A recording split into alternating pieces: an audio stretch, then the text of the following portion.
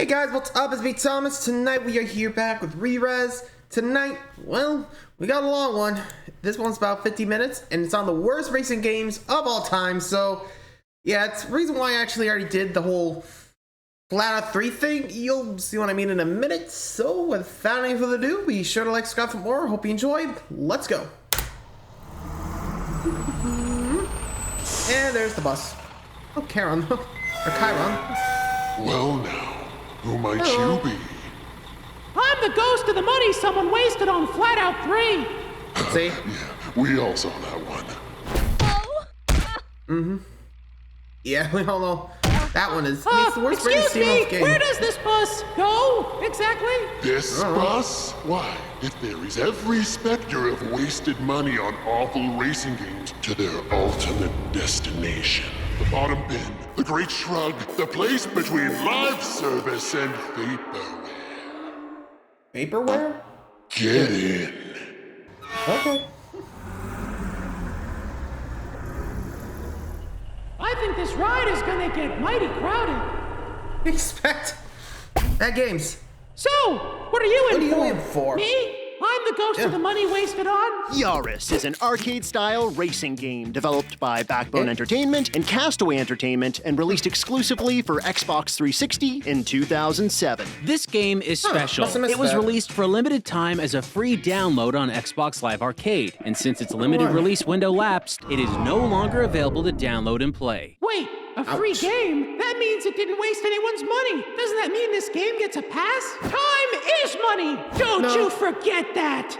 And money did go into this game, because it's not some generic throwaway freebie made on a whim. This is an advertisement, a specially funded project by vehicle manufacturer Toyota to advertise the Yaris, a model of car they pushed heavily during the mid-2000s. Yaris. Do you go places sometimes and leave places other times? What? Maybe you need a Yaris. It's a car. I believe the correct Okay, terminology for a odd. game such as this would be advertainment. Who did Toyota slap behind the wheel of this whole Yaris project? Backbone Castle. Entertainment, a company featuring the Backbone. talents of emulation and port powerhouse Digital Eclipse. And Castaway Entertainment, who was founded by a little company, used to be known as Blizzard North. Wait, that creators Blizzard of North? Diablo and Diablo 2? That Blizzard North? One and the same. Their new company was having massive financial troubles at the time and likely joined the Yaris And project why? to fill the ever-increasing void in their pockets. Okay, right. We've got This two ain't gonna teams roll. with notable development connections making a game on the dime of a multi-billion-dollar car company. How could they make a wrong turn? Well, we're about to find out. Is that a robot spider? What the? This is how. Was that a tentacle growing out of a Yaris? Yes, it was. And at the Yeah? tip, your gun got you fire out of your Yaris. Yaris from Toyota. I'm sorry, a gun? In my Yaris? Yeah, we're on cruise control to fuck? confusion. A plain old racing game would have probably been the right way to go here. Showcase You how think? fun the Yaris is to, I don't know, just drive. Other companies like Ford had done that years prior. They published a series of games 1987 called and Ford 1992. Simulator. They showed off interesting facts about the cars and trucks, allowed you to customize them, and even simulated how they drove. Sure, by today's standards, this might look a little rough, but this was pretty advanced for its time. Right. So this Yaris game advertising the Yaris product Yaris from Toyota. doesn't actually allow you to experience said product, but instead Is a hybrid-style lap-based third-person shooter racing game with pop culture imagery set in a warp tunnel future world. how has this not created some weird obsessed cult following? Because remember, I don't the know, game was probably a no one limited ever played release it. pulled years ago. Lucky for us, I downloaded it when it was live and kept it stashed away in a vault on my shadowy 360, secretly dipping in and playing it from time to time, laughing and waiting for the day I'd show them all. I'd show them all! Guess it has created a weird obsessed cult following. So it was made. Yeah, let's be real. If a game's like a limited release, like, that's usually a warning sign that the game's probably not gonna be good. I mean, I'm just saying, like, if it's like limited release, just maybe it's best not to do that. I mean, seriously. Why would they? It's weird, I gotta say. Not sure who's the genius that came up with this, but I think they got fired. Anyway. And it was pulled offline. Did it at least work as an advertisement for Yaris? Oh, hell Probably no! not. This thing's wild. Just look at some of the characters, like Small Toaster, Jetpack Wabbits. Wabbits? UFO Wabbits, Buffed Up Saucer. Yeti Copter, Subwoofy. Bulldoggy, Owly. Green Mini Bike, They and have a Pink fun Mini like Bike. this? Garbage Truck, where this game belongs. Pretty much. And of course, how could I forget Ouroboros, a prolific symbol of a snake eating its own hell? tail, symbolizing a never-ending battle, which is how you'll feel while playing the game. How do any of these So characters weird. help sell a car? They don't. let me guess, they Instead, don't? you're supposed to shoot at them while driving. We go through a complex half-pipe really? system in one direction. You swing your car left and right while simultaneously aiming and blasting. To help you on your way, the Wait. game rocks a jerky camera that bumps around and struggles to keep your vehicle on screen properly. You know, exactly what you need when racing a car. And if that wasn't game-breakingly distracting Anyone enough, else your having a score, headache from pickups, this? and combos are confirmed with generic green text that constantly litters the screen. Enemies That- attack you from all over, around you, from behind you, anywhere and everywhere. Some even leave curiously unanimated fire trails that hurt you if you drive into them. All while you traverse repetitive, poorly designed, bland stages. The handling boy. sucks. Look at this. The car barely leaves the track, even when the road has sudden extreme dips. The Yaris awkwardly pops around as it There's, like- clings to the floor. I don't know that the What are word we on, a roller momentum coaster or a ever came up racetrack? in the game's design notes. You're a stiff, glidey paperweight with a clumsy matrix tentacle for offense. Gameplay out of the way, what really grinds the gear shift here is that you need to play a bunch of levels to get Toyota coins to buy different Coins? models of the Yaris. Look, with a game this shoddy whose main purpose is to advertise a product, you'd better be dang sure that anyone with even a passing interest in a certain model of your car has access to said model. If someone's interested in playing a game starring, say, The brand new Toyota Yaris 4-door sedan, available at your local Toyota dealership. don't hide it behind a replay-centric unlock system. Not when your consumer will be driven away after a single lap in a version of a car they weren't interested in the first place. So, it's safe You're to no assume kidding. very We've few been giving people up would likely soon play enough. this thing long enough to get the full experience or see the gigantic spider gas pump boss. Clearly, this was a failure of advertainment. I don't imagine it That's convinced quite a mildly. anyone to buy a Yaris. Uninspired and frantic gameplay, a mess of visual oddities, a vehicle that controls like an icy tree stump. Pass! Bus Yeah, pass. hard I'm pass. off cars. The only thing designed worse than this game is where they put the speedometer inside of a Yaris. It's in the center. Oh. Why is it in the center? As for the two developers behind this game, well, Backbone Entertainment, through multiple acquisitions and changes, became Digital Eclipse once again. And Castaway Entertainment? Yeah, they closed down, having only made this one title. They seemingly popped the not clutch surprised. and never got a chance to turn the Looks bad. ignition on another project. I could also double as the ghost of the money you wasted on buying a real Toyota Yaris. I've got range. Range! work Let me for tell it. you about range. How about a game that reached thousands of people? A game that folks had but never knew existed. A game put together by some of the Wow. most successful minds in tech ever. I'm Donkey is a racing game Donkey, huh? developed by Neil Konzen and Bill Gates for IBM's first personal computer in Wait, seriously? Bill 1981. Gates? Wait, not that Bill Gates. You might wonder what I'm doing here. Oh yeah, that Bill Gates. At the dawn of the 80s, Microsoft was helping develop an operating system and programming language for IBM's brand spanking new line of personal computers. IBM was looking to compete in a home computer market saturated by competitors like the iconic Apple II and Atari's 8-bit line. While building system software to help IBM compete, Bill Gates and Neil Konzen wrote a program seemingly overnight in a closet. No, literally, in a closet. Not the This door, program was not with the developed lock on it. specifically to flex the pecs of their up-and-coming operating software. Now, without diving into the wild world of computer history, all you need to know is that at this time, Atari's machines were capable of doing this. Okay. And Apples could do this. Both visually impressive for their time. Donkey! On the other hand, look like this. Really? This game has you driving a car, switching lanes, avoiding, let's be honest, far too many donkeys. The donkeys are all scattered and Also, frozen why on a single donkeys? straight road. Your car slowly moves up to the edge of the screen until you Also, win what or kind of lose a car is round. that? Rinse and repeat for infinity. What the? Okay, Now, that didn't to be look like a fair, hit. we did say this was developed overnight, And in a closet. so we can forgive that this plays only moderately better than Yaris. The speedometer is in the center! But look at the visuals. single The button. lack of color. What's that? Aside from a very inconsistent dividing line animation in the center of the road, there are no other animations. Visually, it's just so bleh. And the audio Not good. Hurts. The entire game is controlled by pressing the spacebar to switch lanes on the road. No speeding up or slowing down. One button is all it takes to play this game. And you'd think a game this basic wouldn't have any problems at all. But somehow it does. A big, unavoidable problem.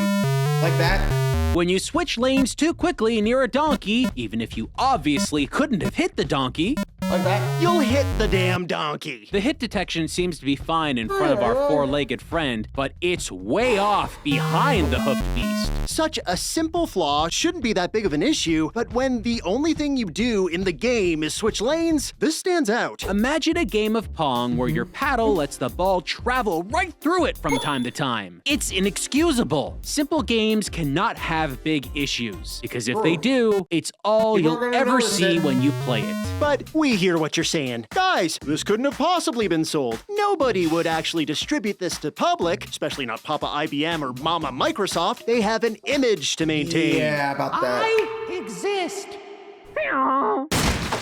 Donkey God found damn it, its way Donkey. into homes. Hey guys, what's up? In fact, IBM PCs at the time came bundled with Donkey. You could show Why? people how awesome your new $1,565 IBM was, one avoided donkey at a time. That's around $5,000 adjusted for inflation. Seriously? $5 grand?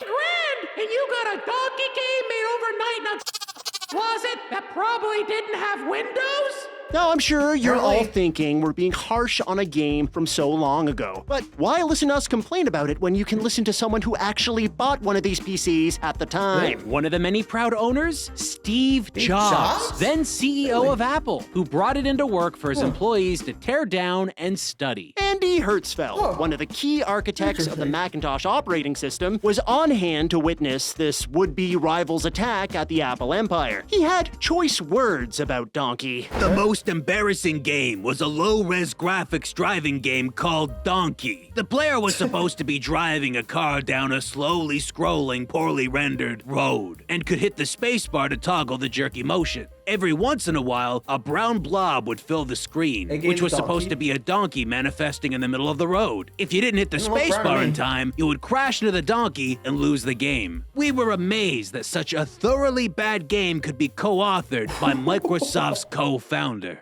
Ouch. Ouch. Sounds less like Donkey turned consumers to buy an IBM and more like it turned its creators into...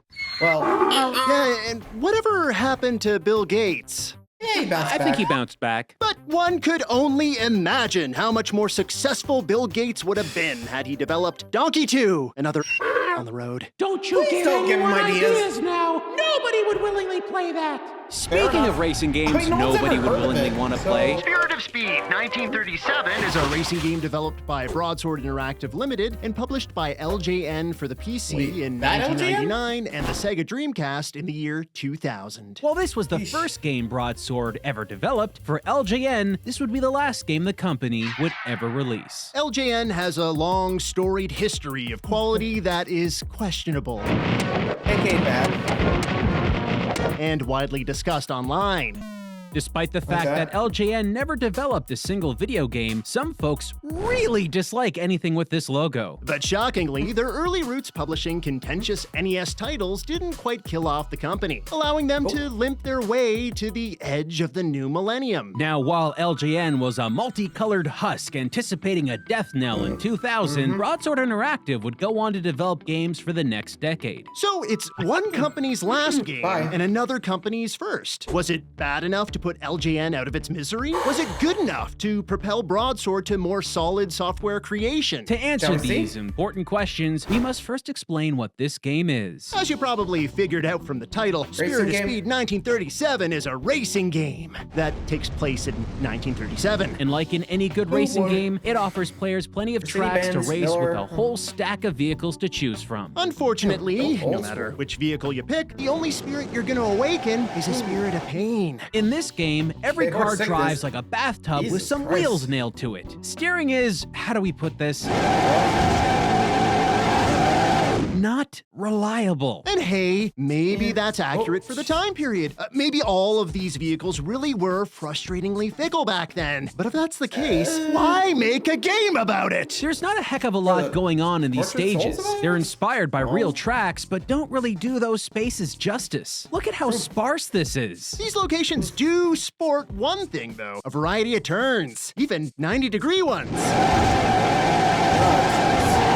Good thing the game doesn't provide you with a map or any suggestion as to the path you're hurling yourself through. No HUD directional arrows, no helpful signage anywhere of any kind. Again, maybe this encompasses exactly how these races were in 1937, but it still makes for a horrible playing experience. I have no idea where I'm going. Oh, good God, the humanity! I'm hitting a wall! Unfortunately, with stiff controls and baffling design choices, every race feels slow, awkward to navigate, and about as tantalizing as licking a windshield clean.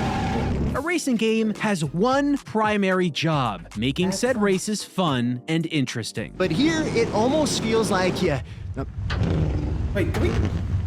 Did the car just stop? I can still turn, but I can't seem to do anything else. What the heck happened? Cars don't just come to a standstill unless they break down or run out of gas. Oh, and it got such good gas mileage. Oh, look, there's a fuel meter, gauge. a working one, right on the dashboard. Guess we should have been serious? paying attention to that. Turns out this isn't an arcade-style racer like Daytona USA or San Francisco Rush. San Francisco! Nope, it turns out the game steers more towards realism, a sim racer. Your car takes damage, it stops working. Your car runs out of gas, it stops moving. You can bring up an on-screen HUD to check all these stats. Gas, damage, oil? It actually has a working oil gauge? Realism! The game tries to simulate real-world aspects while failing to be faithful where it counts. Remember the driving issues we talked about? The flow of the road not being telegraphed? The awful handling? Well, guess what this means? You crash. A lot. And banging up your vehicle leads to this. The most unrealistic-looking physics imaginable. Your car looks like a freaking pinball bouncing around the field. And when two vehicles collide, it looks and feels like they didn't. How did the wires get so crossed here? Seriously, these physics feel like a full-blown curse while you're racing. Any tiny bump leads to a super jostle spin that usually lands you behind your competitors. And that's if you can match or surpass their speed in the first place. Look, we're not early motorsport history buffs. I think everyone can tell that by now. Cars go? Yes. We don't claim to know anything about any vehicle's performances or handling. But if this is actually how these cars worked... Good gravy. With that out of the way, we gotta talk about the balancing in this game. We understand that certain vehicles from certain manufacturers are naturally faster than others, but this game has a mixed power lineup competing from the very first race. Right! There doesn't seem to be a class system limiting what machines are entered into what race. And why is this so bad? Well, because that means that by choosing some cars in this roster, you basically lose before the race has even begun. Some racers instantly launch out at the beginning of a race, quickly becoming a speck in the distance. And of course, any attempt to get up to speed is in vain. Put the pedal to the metal all you want, but you still don't psychically know how the road will weave, and the handling doesn't handle. The only way to win is to cheat, cutting paths that would typically punish the player in other games. But it doesn't. Look, I'm driving off the concrete into the dirt. This should result in a spin out or some sort of penalty, but it doesn't. Any win like this feels completely unearned. But don't worry, the game is equally unfair to you too. Like here. Yeah, let's be real. Like, they were really go for realism. Like, they would have made it at least a little more easier to handle, but good God, like, I could just tell that this game was no fun. I know I'm yawning, but still, it's that bad. Anyway, Here, a destroyed car in the center of the road. In a real race, they would have pulled this car to the side, rescued the driver, or at the very least, you know, stuck there. done something. Not here, though. Not in this sim racer. No, instead, you have a giant obstacle that can and will destroy your car if you make contact. And if not for you, for the other racers that are playing. Cars get damaged all the time and leave drivers stranded on the road. Heck, even you can be the obstacle.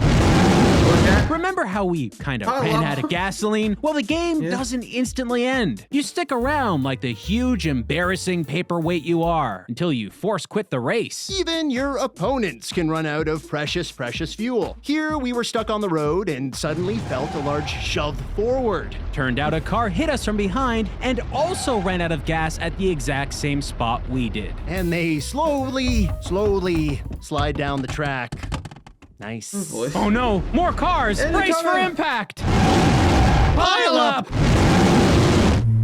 Wait, what the? Wait, hey, they didn't run out of gas? The driver just couldn't comprehend how to get around me? A stationary object? Guess it needed a jump start.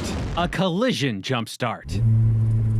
No, you can't have a racer that leans heavily into simulation alongside AI drivers that have the mental fortitude of a box of cornflakes. These two things don't mix. So not only is this game terrible to play, it's also terrible to watch, as the AI makes a mockery of the sport. A sport Shane and I love. We absolutely No, do. you do not. It's with the cars. I think with the four wheels. How Broadsword walked away from this heap to produce many more games after it, a mystery. But as for LJN, yeah, this was the proverbial nail in the coffin. They didn't go out with a bang. They went out with a sputter.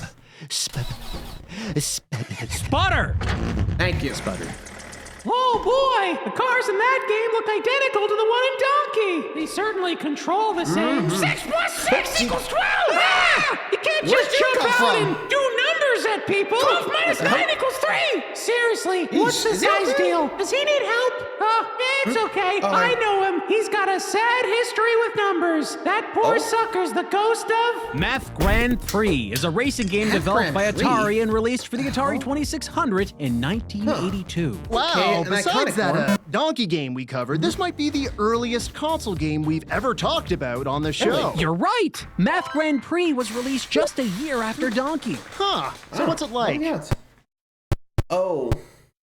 Well, it appears to be a racing game in which you solve math problems to make your vehicle travel along the track, and you input those math problem solutions with a single joystick and one button. Really?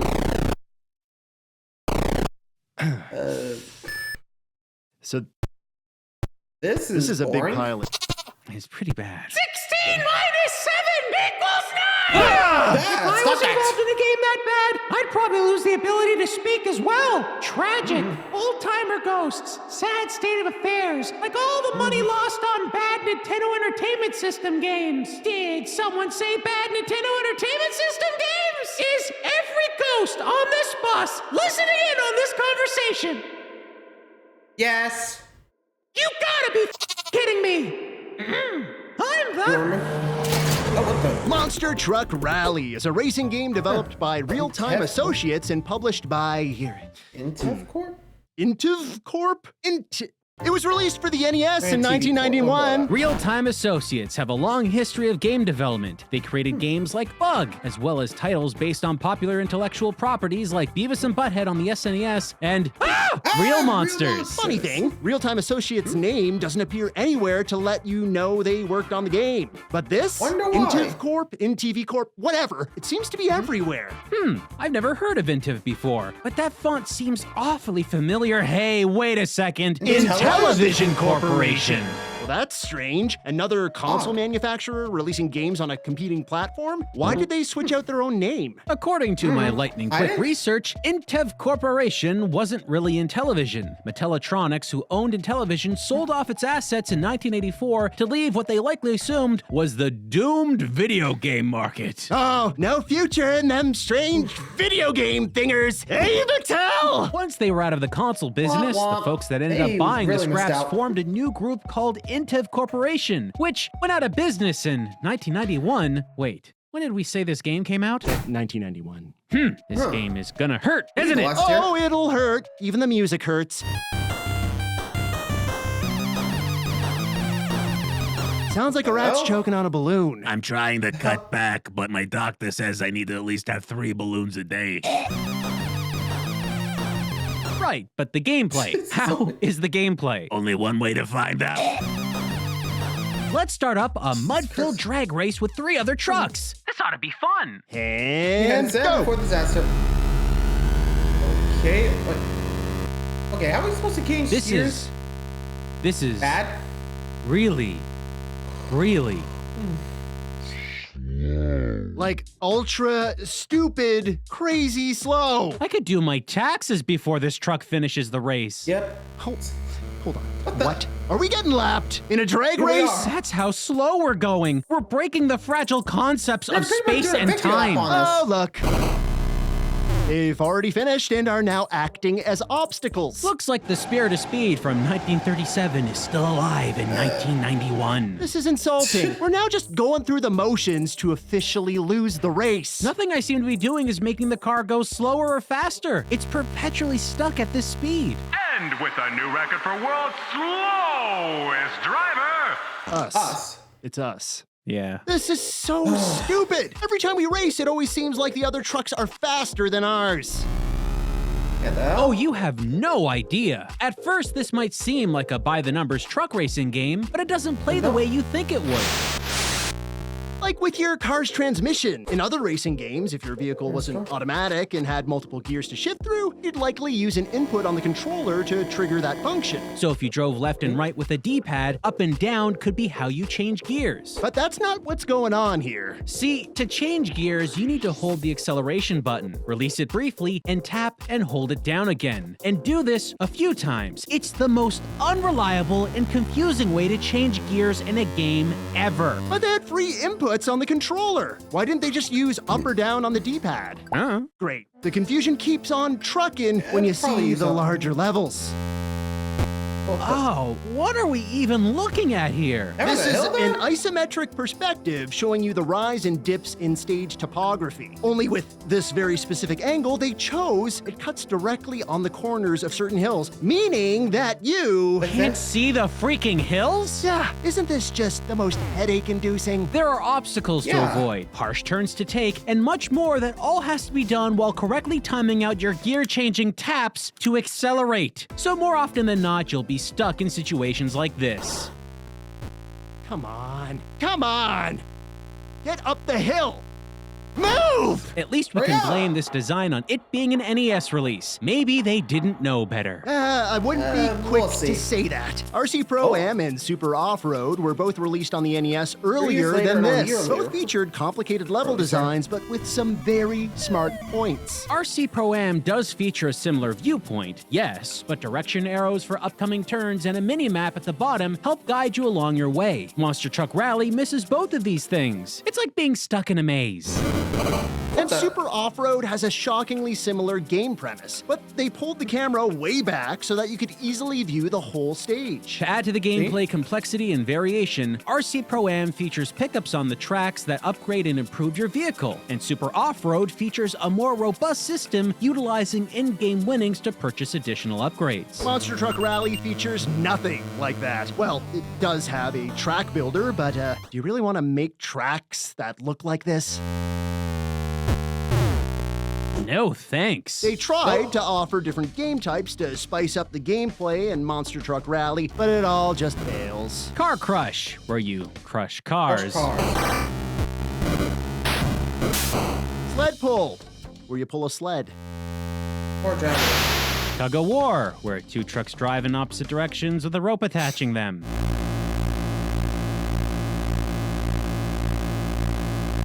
Donuts! Don't get excited, I did. There's no donuts. You're just driving in circles. But because the core game design and graphics are so very, very bad, every mode is, without a doubt, a monster mess to play. Okay, hey. It's shocking that by 1991, after all the other racers we saw, they designed something that feels so much older than its contemporaries. Well, they kind of didn't. What if I told you this game goes by a totally different name and was released on a totally different console years before? Oh no. You're kidding me, There's really? no way anyone in their right mind would do that. Stadium Mud Buggies is a racing game developed by Real-Time Associates and published by Intev Corp and released for the Intellivision in 1989. No way! Yup. Released a few years earlier, the game features similar gameplay with more simplified graphics due to the console it was released on. When compared to the NES, this game looks much older. So you're telling me this is basically a port of a game that they decided to completely change the name of? Wouldn't this confuse any fans of the original game? Oh yeah! If you had bought that game and wanted a better looking version, if you can call this better, you might have never known this NES release existed. The title doesn't even have the word truck in it. It's buggies. Yeah, it's For just casual folks, they probably think of an actual dune buggy, like this, before they think of a truck. This is stupid. Why would Intellivision do this? Gosh, there are so many bad racing games out there I didn't even know about. Makes me wonder how many good racing games actually exist. Sup, losers? You talking good racing games? How'd you get here? I represent one of those puppies. A good game? Why are you on this bus? Who are you? Chill, Daddy-O. Let me tell you about a little game called... Race Drivin is an arcade racing game developed by Atari Games and released in 1990.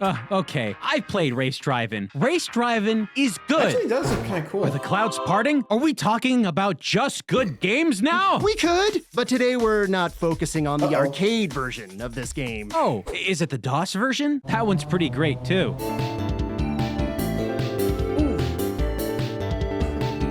Okay, nice to know that you know the other versions, but we're gonna go a little bit deeper than that. Well, whatever platform it's on, it can't be that bad. A good game in arcades properly ported to home PCs, I'm confident that this is gonna be... Oh, yes? Oh, wow, that is so slow. How many frames per second is that? 2 plus 2!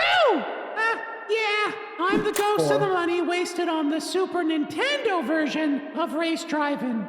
Shut up and guess. Oh, I knew you were full of with those Ray-Bans! If the game was running this bad, why would you release it? Wouldn't you go, oh dang, looks like we're having problems optimizing this for the SNES. Shut it down, folks! We done! Yeah, you'd think that, but that's not what happened. As you can imagine, playing this game is pretty harsh, especially if you have access to the far superior PC version. Okay, it's bad. I get that. But the PC was the PC. Many systems at the time were more capable of running something like this than the SNES. It's not a fair competition. I agree. Let's compare it with the Game Boy release. Oh, sure. Why not? What does it run at? -2 frames per... Oh my. Better on the Game Boy than the SNES? The game has a higher frame rate on the Game Boy? Madness! Not madness, reality. Race Drivin on the Game Boy was developed by a different company than the SNES version. It was made by Argonaut Software, the same insanely talented people who made X, another 3D-style game on the Game Boy. But most people would probably know this group for having a hand in the Super FX chip, which was utilized in groundbreaking titles like Star Fox. But for the people who bought the SNES release, believing it to be better than a portable version, they got this. Less frames than a broken slideshow. Wait, I got an idea. We can fix this. Just a second. Where are you going? The Game Boy. There! Bingo! Race Drivin running on an SNES with a manageable frame rate. I mean, it's the Game Boy version, but still. The curse has been lifted. I'm free. Look, guys, really, I'm ascending. Here I go. You're still bad, dude. He's still the embodiment of the money wasted on the crappy Super Nintendo version, not the better Game Boy release, right? Should you tell him or should I? Hey, you're still trash! What? Oh, crap! Look, everybody, it's pretty clear to me now that if you're on this bus, you're here for a reason. We're all equally bad. What? currently hands, do you? scratching the You can glass, stop. but I have got no fingers to make use of it, so just envision in your mind's eye what that might sound like. What, Y'all no, don't know me or know how I about came that? to be. I'll share in your conversations, but it ain't gonna be easy. Bad game. Not like going down to the store and buying a disc or cartridge on a whim. My game, swallow you whole. Little glitching, little crashing, and down you go. Oh, I'll tell you, me game. But once you've heard me tale, you won't be speaking of bad games here and there. You don't know what I know. You haven't seen what I've seen. But if you're willing to hear it, my game, I'll give you the developers, the tale, the whole damn experience. Big Rigs Over the Road Racing is what? infamous. Yeah, that's an understatement. wow, Big that's Rigs low. Over the Road Racing 8 out is of a game 100. developed by Stellar ain't gonna Stone end and well. released exclusively for PC in 2003. Considered by boy. many to be the worst racing game ever made in the history of the medium. We can't tell you much about the folks who made this game, but what we do know is that they had dabbled in different genres, having created a bunch of games prior to Big Rigs. A pinball game. Okay, that don't look too bad. Awkward ball camera aside. Hard to mess up pinball, to be honest. A Civil War game. Really? A deer hunting game. Okay, really? Oh, nice. There we go. And a crazy taxi clone. Yeah. Oh god! What the hell is happening? We played them all, folks, and believe us, they're rotten, the whole lot. We could spend days going over each game talking about why they're bad, but one game they developed seems to have taken the trash crown for the worst they've done. Back in the late 90s and early 2000s, there used to be a bunch of retail stores that would sell single jewel case PC games on racks. Just tons of these things, varying degrees of quality throughout. And if the two of us had to guess, that's what these games from Stellar Stone were probably made for. Quickly produced with no regard for quality whatsoever. None of them stand Yeah, out, Crash but Cad, that or taxi racer cash game they grabs, made, that's as you important. say. It tells us that the devs like to iterate on other game formulas. Hey! Crappily. Now, to those in the know, this game obviously takes Sega's beloved arcade classic Crazy Taxi Hey, come on over, have some fun with Crazy Taxi. and poorly squeezes out the game's ideas into a dreadful puddle of knockoff. It's a stripped down, much worse version that doesn't even try to have a rockin' soundtrack. Hey, come on over, have some fun with Sad taxi game. This leads us to believe much. that Big Rigs, this other game they made, might be the developers' attempt at making their own version of Sega's 18-wheeler American Pro Trucker. But that's only a guess. Because outside Yeah, of the games probably. they've developed, That's it. we don't know much about Stellar Stone. What we can tell you is that the Oh, boy. company was small, likely less than 10 people in the studio at the time. All credits for all their games are mostly the same. And Big Rig's credit screen has 9 individuals listed in total. Let's say Now, the awesome. size of a team is never an indicator of overall game quality. Small teams can make great games, and large teams can also make awful ones. But Big Rigs, Ain't wrong. friends, it's a signature disaster. As you might guess, races have you taking control of rigs. Big ones. You get to choose from a very limited number of them. But no matter what you pick, none of the trucks handle differently. They may look unique, but they all steer like they're made up of a floating pile of bricks. Oh, do they got weight to them? And they turn terribly and feel super stiff. This doesn't look right. Yeah, it's strange. Typically a vehicle would sway a bit in a turn, but here... Every vehicle remains rigid as it barrels through the levels. 10 levels. Oh, Yeah, I mean, the fact that the animation's like so rigid like this, but eesh, you know they did not give a fuck about the games they were making, which again does not bode well. Boy, buckle up. these stages, folks, they're not done. You can clearly see broken textures on the asphalt that blink in and out of existence. It happens all the time, all over the place. The heads-up display, just as busted. Numbers jut out of the graphical boundaries when you begin a race, like it was done on purpose. And that's if you knew the race started in the first place. Aside from the sound of what we assume is an engine. That There isn't much else here. No lights or starting sound. No race countdown, no music, nothing. As soon as the race begins, the word ready just appears on the screen, and that's it. They forgot to tell you to go in a racing game. Your opponent in each race is always one vehicle, and as far as we can tell, it has a hard-coded race pattern. It's not AI. They seem to drive the exact same way at the same speed and direction on each level. Both you and your competitor need to hit ultra-nav checkpoints, that little bar on your HUD. But don't worry about losing the race if you miss one and then have to double back and catch it. Yeah, it's not a problem. We couldn't lose. And we tried. Your winner! Seriously?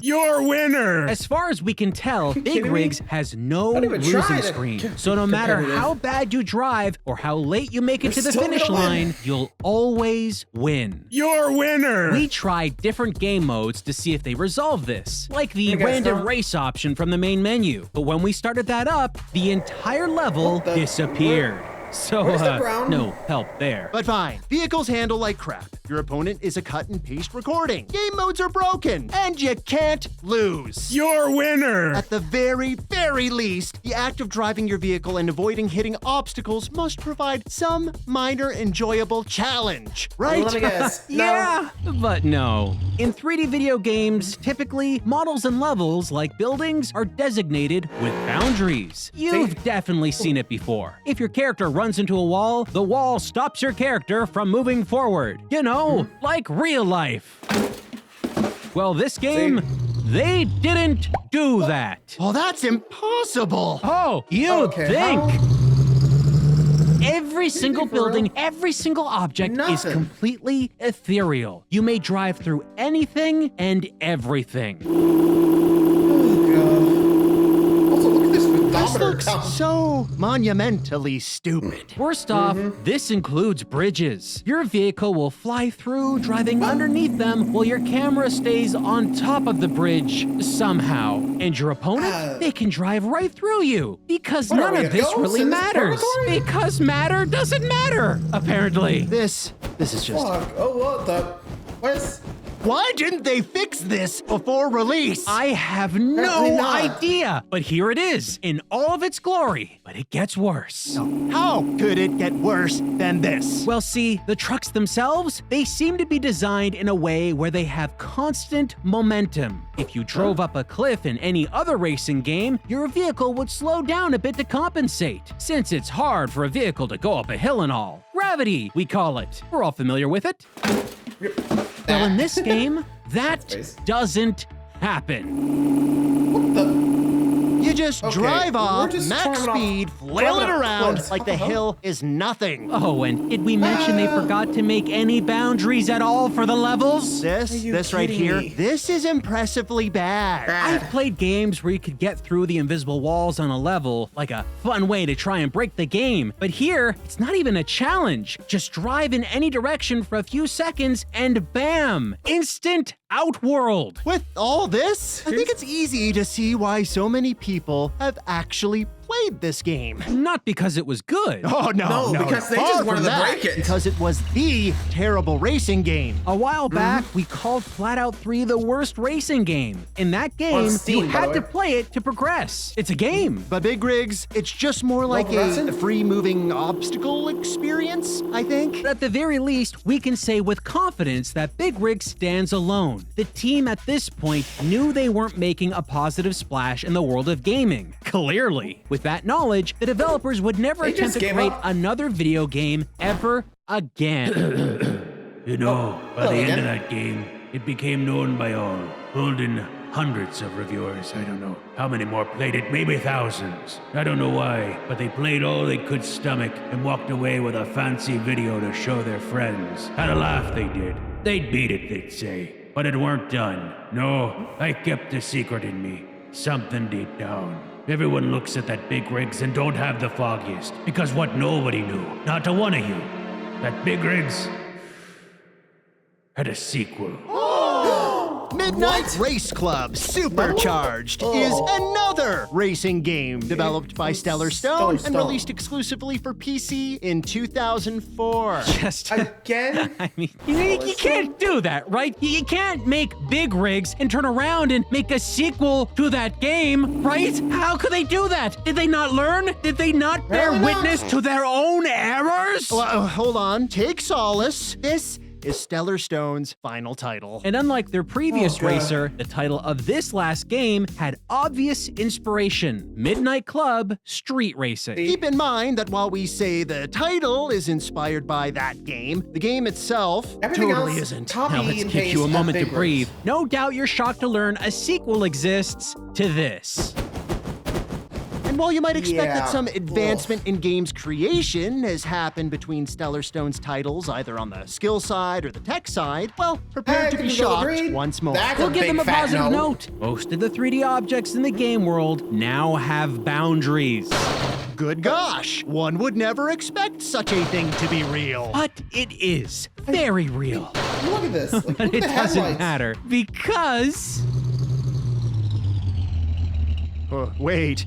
Seriously? Oh, the rest Same of HUD, same Is this style. just big rigs again? Oh, what were you expecting? A new game? This is Stellar Stone, my fellow tarnished. You shall not be impressed. And that there's my secret, chums. Not that there is another Big Rigs game. It's that they released the same game twice. There's only one of me, for a reason. Every single level from the original game is replicated right here in full. Barely anything, even the same anything menu has style. changed. And by the way, one of these very, very few levels is just a replicated version of an earlier level, but backwards. And because 3D models have boundaries now, instead of driving through hard-to-see streetlights as you could in Big Rigs, you whack right into them. And there's no physics for any of these objects. So even if you hit something as minor as, let's say, a street cone, stop dead in your tracks. Yeah, somehow adding one tiny fix to their messy driving game means that levels are now even less playable than they were before. Brilliant. All the vehicles you can choose, no matter if they're a car or a motorcycle, they all handle exactly the same. And when we say they handle the same, we don't mean they all feel like cars. We mean they all feel like big rigs. They've switched out the truck models with these new ones and made no other modifications. Seriously, look! You can see the original taillights for the big rig trucks right there. Remember how poorly those handled? All that weight? Well, now this nimble-looking motorcycle moves the exact same way. Oh, God. Are they You'd real? hope for some improvement, but even the strange model glitches in the first game, like this untextured streetlight, is replicated 1-to-1. They tried to pass this off as a brand new game and didn't even bother to fix this one glaring issue you see right at the start of the race. This is breathtakingly lazy. Still don't believe that this is just a reskinned, barely band-aided Big Rigs? Here, we found this. Since random race mode broke on us when we first tried it in Big Rigs, we thought we'd give it a shot in Midnight Race Club. And when you do that, guess what happens? The game should randomize a stage and vehicle from Midnight Race Club. You know, any of these. But instead, you get a truck from Big Rigs. They didn't even remove the truck models from this game. Oh, pretty sure that means that while the studio was pumping out this little title at the speed of freaking light, they didn't even test the random race function on the main menu. Or you know what? Maybe they were completely aware. Maybe they saw all of this and didn't care. Look, can we call this a sequel? It's a model swap with different textures and words on the main menu. Besides a little, collision detection? Nothing is different. Even that broken bridge you could drive through is still busted. But now that you can't simply drive through 3D models, your vehicle suddenly gets stuck on the bridge. Hold on, looks like they may have made one more adjustment. Going up a hill provides some minor resistance now, but it's sort of broken. It arbitrarily activates at random times on all stages. Great! The awful driving gets worse. But at least with objects having boundaries now, the levels can finally prevent the player from driving off-road into the No, I You were saying? guess they skipped that fix. But with all that, we need to talk about the one thing both of these games have: a passed over glitch, one glaring mistake that was never fixed. Perhaps this was never an issue because the designers of these titles figured no one really needed to reverse in a racing game. But check this out. Just infinitely backwards. Look at this. I'm gonna try. Momentum forward has a slowly gained limit. You can only go so fast. But reverse, well, friends, there's no limit. Combine this with edgeless levels and the game begins to fold in on itself. To the bottom left, the developers have kindly left their positioning stats on the screen. This way you can see exactly where your vehicle is on the stage at any given moment. But if you hold down reverse and wait for a really long time, your speed will build to places we never assumed possible.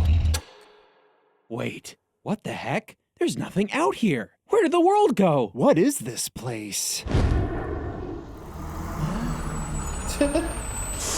And we're here. Everyone out.